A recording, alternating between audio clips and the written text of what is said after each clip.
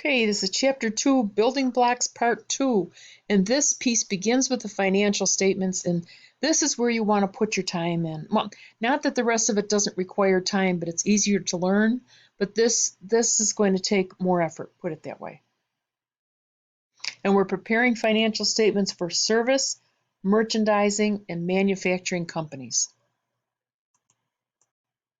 So here's a nice example of a service company income statement, and it's nice and straightforward. We've got revenue here, less normal operating expenses, and this is a service company, so there's no cost of goods sold. There's no inventory that they purchased. I've got just normal operating expenses, and that brings us down to operating income. Okay, so this is all straightforward, and this should totally be in your head. Famous last words, huh? Okay, now we're going to look at a merchandising company.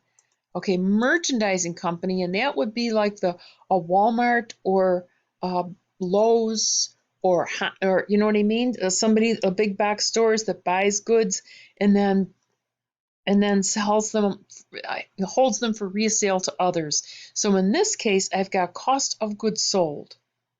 Okay, cost of goods sold. So sales less cost of goods sold gives us gross profit. And that's that number from an analytical perspective that we're interested in. Okay, we would take that 43.5 and divide it by 150 and see how much our gross profit percentage is. That tells us all kinds of things, and we can compare it to similar companies in the same industry, okay, or to ourselves in prior periods. It's a good number. And the operating expenses here include salaries and wages, rent and utilities, and then marketing costs. Okay, and that brings us down to operating income. Okay, now this number, cost of goods sold, is actually a calculation from this formula. All right, so there's our 106.5, but just look at this and think to yourself, we got a beginning inventory plus everything that we purchase, and there's a trick here. The purchases have to include freight in and any import duties. And in other words, everything it took to get that inventory to the factory, okay, or to the warehouse, wherever it was going. Okay, so beginning inventory plus purchases gives us the goods available for sale. All right, this is what we had available for sale. If I subtract what's left over, I've got cost of goods sold. Okay, so beginning inventory plus, if I say purchases, I mean including all this other stuff, okay? So beginning inventory plus purchases is cost of goods sold, less cost of goods available, less ending inventory is cost of goods sold. You need to know this, all right? And what I would do is just do a really quick, let's see if I can, wait a minute. Let's put a text box in here. I would do a quick formula for myself, all right, that I could see, that I could just, it would be easier for me to remember. So that it would be beginning inventory and then plus purchases gives me available. Just say available, okay? Less ending inventory, oops.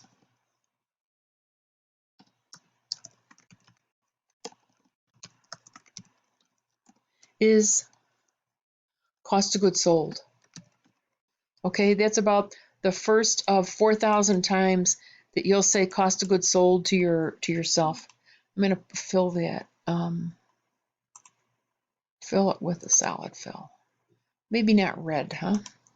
But white. There we go. Okay, so beginning inventory plus purchases is available for sale. So you want to think that's a calculation. And less ending inventory is cost of goods sold. Okay, all right.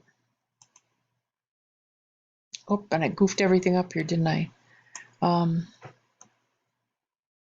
Wow. Oh boy. Hold on one second. Okay. Now the other thing too is that we have what's called we're using a perpetual inventory system, and since we've had so many information systems changes, Okay, to keep track of inventory as it comes and goes is really easy now because of all the IT. Okay, years ago, when we didn't have that, what we would do is just take a periodic inventory. We would add it up at the end of the year, see how much was left, and the difference between what we bought and what was left was cost of goods sold. Now we know what's going in and out because it's labeled with a unique barcode that shows the selling price and the product cost. So we record the sale and we record cost of goods sold. And every time a barcode is scanned, okay, it'll update the sales revenue, cost of goods sold, and it'll also take the product off of inventory. Okay, so that's what we'll use. So a periodic inventory system, what I just described, is just calculated at the end of the period. And companies using a perpetual system still use a periodic system. So what they do is they'll still take at least an annual inventory, sometimes a quarterly one, because they've got to figure out, what's broken, okay, what walked, what did people take, if there were errors in input, and then goods that went obsolete. All right, and obsolescence is a big problem. It happens more than you think, more than you would think, put it that way. So here's now a manufacturing company's income statement. So we looked at a merchandiser before, and we calculated cost of goods sold, right? Now we're going to look at a manufacturer, and you can see that also has cost of goods sold. All right, but this cost of goods sold is going to be a lot more complicated than the other one. So again, we've got sales, less cost of goods sold is gross profit, and then subtract our operating expenses, and we've got operating income. Okay?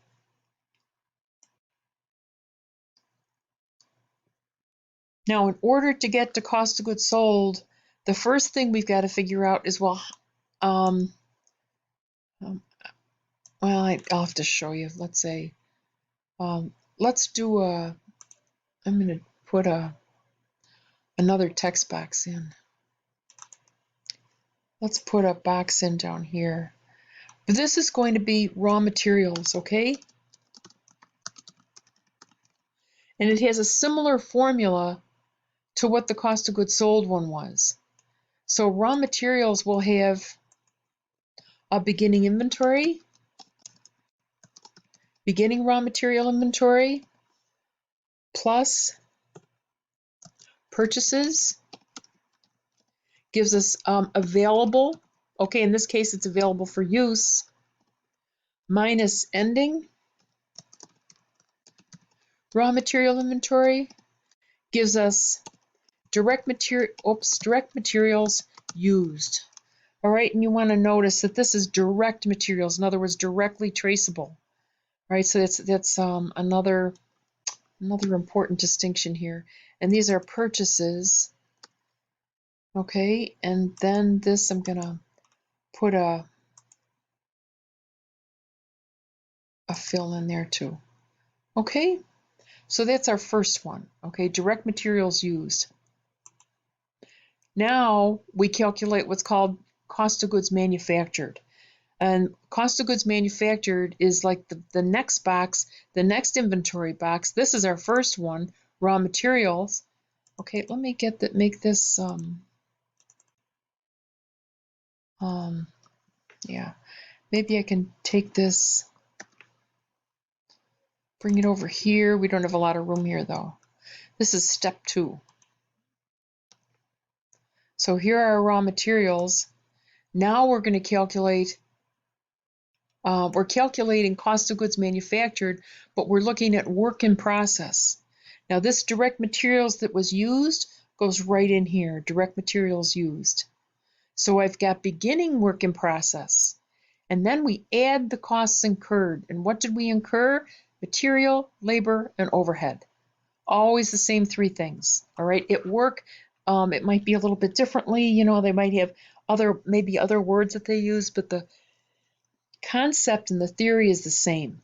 All right, so here's our direct material used from that formula right there, the 14,000. Add direct labor, and then add manufacturing overhead. Now the direct materials and direct labor are direct costs. They're directly traceable. Okay, the manufacturing overhead is indirect, and that is allocated to the inventory. Okay, and we'll talk about that eventually. So this gives us the total manufacturing cost to account for. So it's similar to this, okay? Total manufacturing cost less ending work in process is cost of goods manufactured. Now I know it's a lot of new words and it's a lot more to get into your head, but what you just have to do is almost put your shoulder to the wheel, okay? And the more problems that you do, the more you'll understand. And it'll get less confusing, okay? It'll get better. And then finally, one more formula like this. Now that I've got here, I just calculated cost of goods manufactured, right? So now we're going to bring that number over into finished goods inventory. Remember in the beginning I said we had 3 inventory accounts: raw materials, work in process, and this one's finished goods.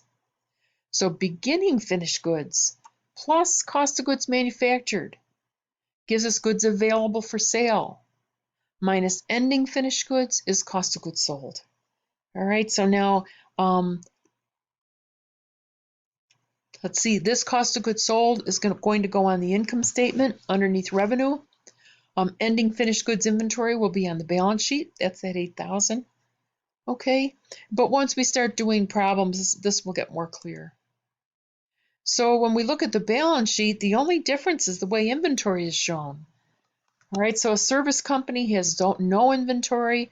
Merchandiser has maybe merchandise inventory if they're nice to you, all right, or it could just be called inventory. And a manufacturer has raw materials, work in process, and finished goods. Okay, all 3. Okay, so now the rest of this will go a lot faster. The other part, though, is where you really need to focus and do a lot of problems. So the last learning objective we have is describe costs that are relevant and irrelevant for decision making. Okay, so here's another way to cost it. Wait a minute. Yeah, another way to divide up costs. We can talk about controllable versus uncontrollable costs. And a controllable cost is a cost that you can stop, okay?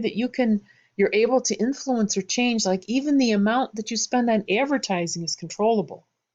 Okay, you could spend less in direct materials, but you would, not have the same sales. An uncontrollable cost might be depreciation. Okay, if you've bought something and it's on the books for the short run, you can't just get rid of it. Okay, it can't just be gone. So then we also divide costs up between what's relevant and what's irrelevant. And when we say relevant, we mean relevant to decision making.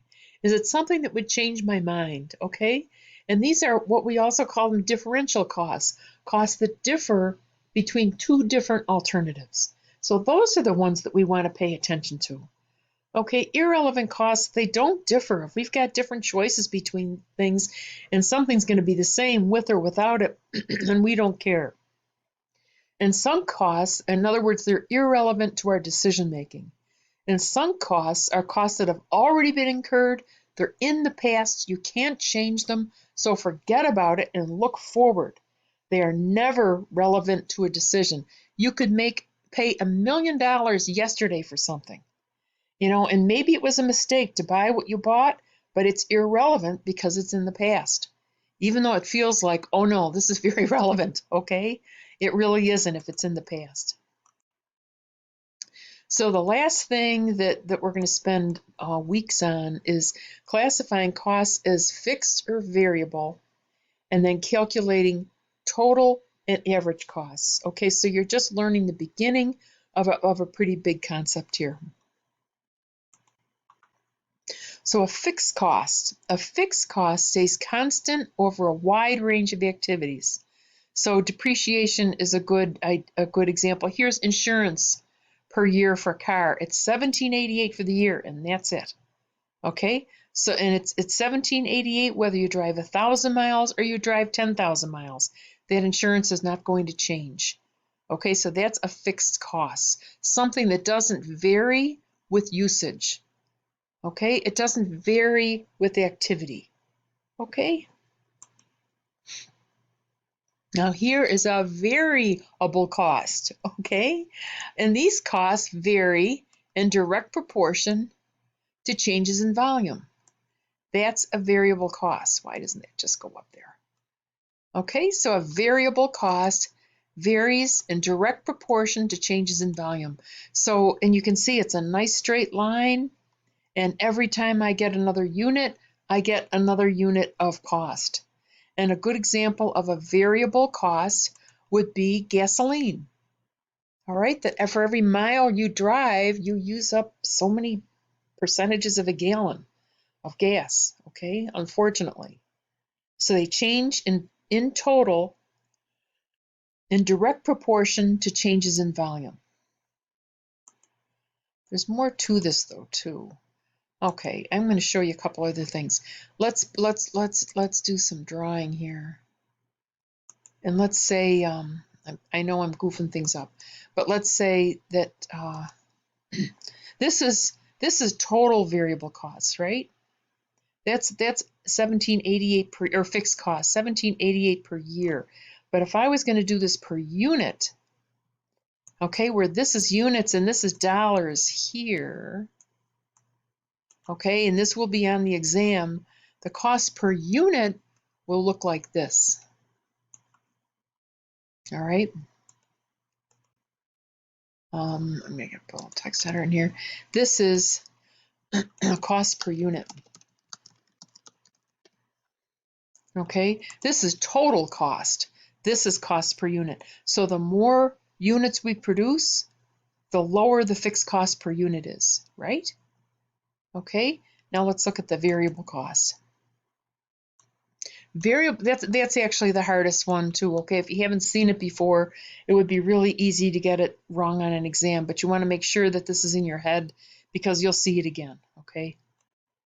Here is a variable cost. These change in total in direct proportion to changes in volume.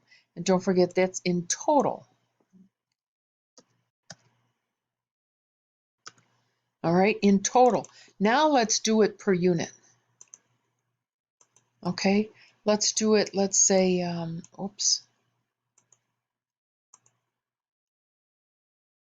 I can't get my,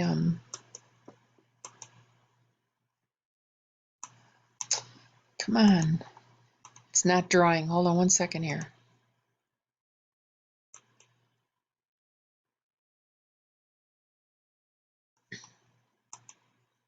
There we go. Okay, so now let's look at the variable cost per unit. Oh, I always have a hump there. So variable cost per unit, now this is going to be a surprise, is the same. It's a straight line. Isn't that something? So the variable cost per unit is the same amount per unit, okay? But in total, it's going to increase. So this is per unit. Okay. All right. So I should get rid of this, huh? Okay. So here's how manufacturing costs behave. Direct material and direct labor are they say generally there, but we're going to treat those as variable costs. Manufacturing overhead will have a mixture. It's going to have some fixed and some variable.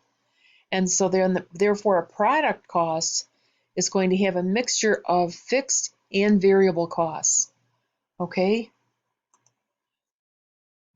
And here's an example of total costs. I've got total costs will be total fixed cost plus the variable cost per unit times the number of units. And that makes sense, right? So here I've got $20 million in fixed costs. I have my variable cost per unit is $5,000 per vehicle, and I've got 10,000 vehicles. So my total cost would be the $20 million plus 5,000 times 10,000, or $70 million. Okay, that would be total cost. So you can see here that the total cost has two components, a piece that's fixed and then a piece that varies. It varies with the number of units. Okay, variable. Almost there, 2 slides. Now here's the tricky part though. Here's average cost. Now, so average cost, therefore, takes our total cost, so that includes fixed plus variable costs, divided it by the number of units, and our average cost is $7,000 per vehicle. Now, that is not valid over a very long range, okay, if it's really an important number. So $70 million divided by 10,000 vehicles, $7,000 per vehicle. Okay, and finally, marginal cost. Now, this is what economists will use for cost. This is what's meaningful to them. And what marginal cost is the cost of making one more unit. And marginal costs are actually curvilinear. They are not straight lines. Because the key is that a fixed cost, if it's fixed, okay, the word fixed costs will not change if one more unit is made. Okay, if you make maybe 20,000 more units, those fixed costs might double, but fixed costs generally do not change if one more unit is made unless they're already at 100% capacity. So a marginal cost is similar to a variable cost. Okay, it is not exactly the same, but it's similar to it. Okay, so that's background for Chapter 2. I hope you had a chance to do this before class, and then in class, we'll be working on problems. Okay.